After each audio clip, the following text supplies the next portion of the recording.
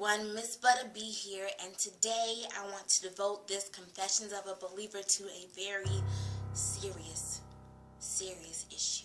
A holiday that has troubled single women and men around the world for hundreds of years. It is a day that has caused stress-related disorders, depression, and horrible thoughts of insecurity. Today we are talking about Valentine's Day. Okay, enough of that. Today I want to share 4 points with you about being a single lady or a single man and getting through Valentine's Day without wallowing in pity and feeling bad for yourself, okay? Alright, and this is from one single person to another. I am not involved at the moment, so don't think I'm just talking from a place that I can't relate, because I can relate, okay? I'm going through this with y'all. We in this together, alright? So, number 1 is knowing that it is okay to be single. I know society makes it seem like if you're a woman and you don't have a partner, if you don't have a man or a husband, then you are tainted, or it means something is wrong with you.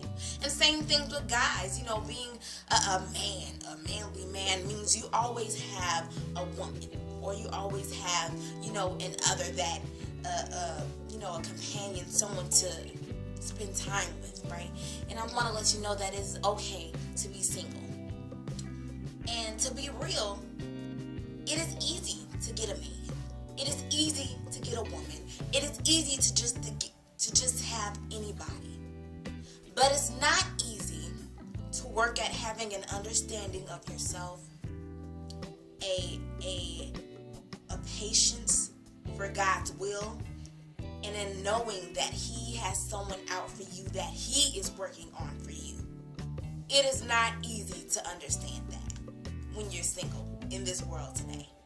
So, you know, I was on the bus the other day, and I was thinking about food, because I guess I was hungry. But I was thinking about relationships, because I was thinking about making this video for you all, and I was like, well, how can I put it into terms? So let's talk about this. So God created plants and animals and certain plants and animals for humans to eat for the nourishment of our bodies, so that we can prepare it and we eat it, and it's a service to our body so that we can be a service to God. It gives us energy, it gives us health, and all that kind of good stuff, right? But what happens when you fix that food and you don't prepare it properly, or it's not cooked enough? You can eat it and get food poisoning. And then it goes against the opposite of what God intended it to do for you, right? It's no longer nourishing.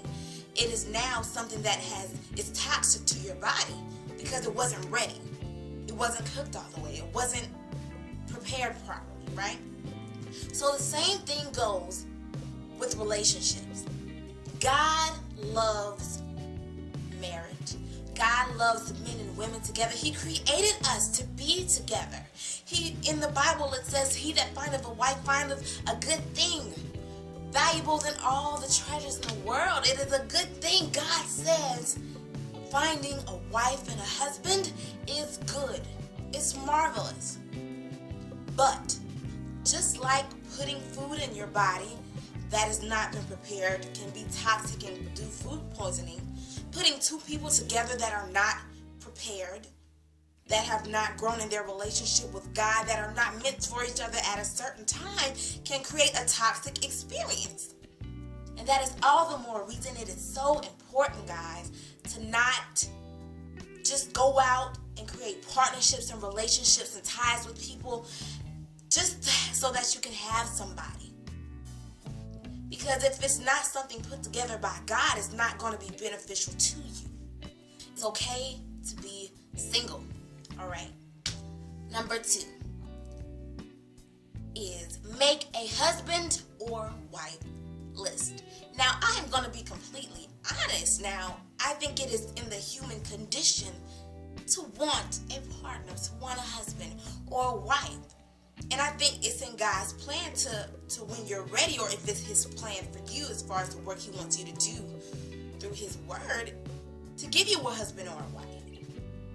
But it is also important for us to grow in Him enough that we know what it is that we want out of a partner that is of God, right? So the Bible has many examples of, what a godly woman is, what a godly man is. So I challenge you all today.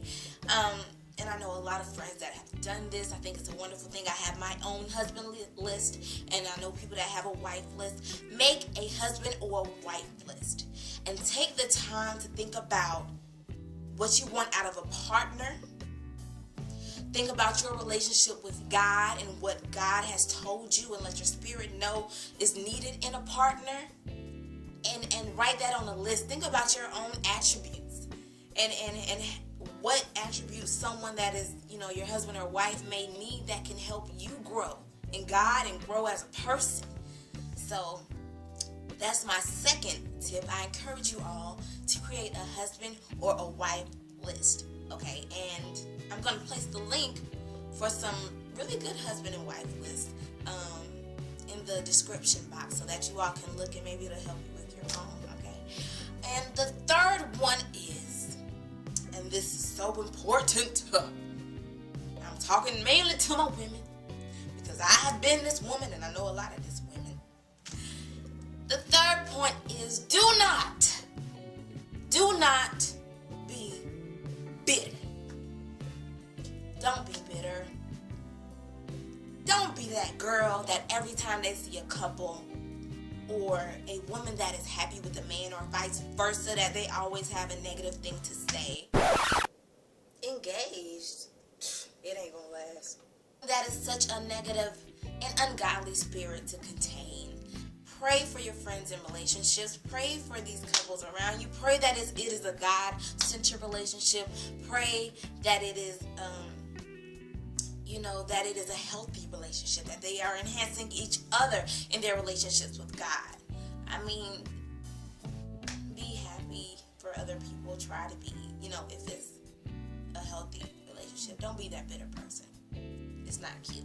And it's not going to help you in your situation either. So number 4 is reconnect with yourself. And I know this may sound corny. Y'all be like, Brittany, what?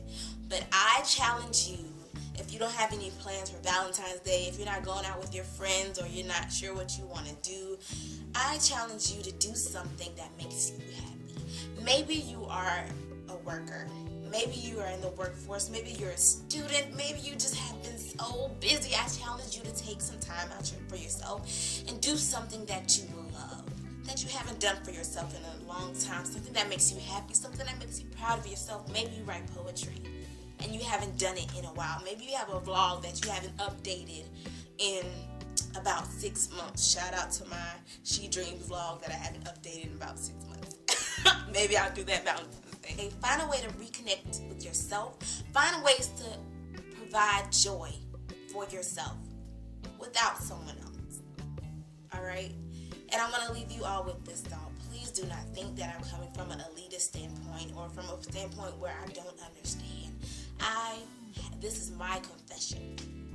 I long for somebody that makes me happy, that understands my wants and needs, that loves me unconditionally, that is there when I need a confidant, that can give me advice, that nourishes my spirit to become a better person, that just makes me laugh, makes me smile.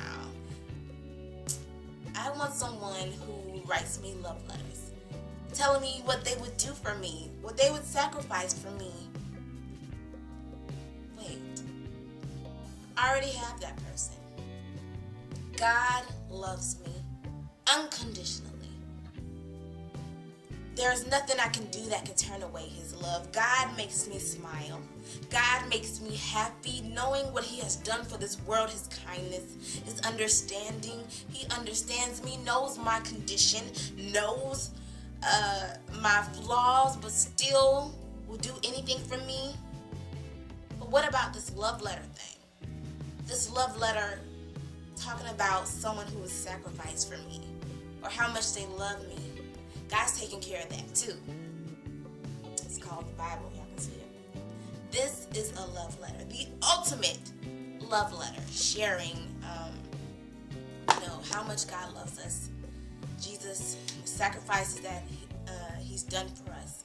And I encourage you that as you're going about Valentine's Day, or just as you're having troubles with single life in general, make sure you reconnect with your relationship with God, because He is who He's going to make sure that you're where you need to be before He puts you with one of His other children that He loves so dearly, so that you all can be like a super couple, you know. So I guess that's all that I had for Valentine's Day. I wish y'all the best Valentine's Day to not just my single folks, to all my coupling folks, to my engaged folks, to my married folks. I wish y'all all the best. And until next time, this has been this week's Confession of a Believer. Peace and blessings.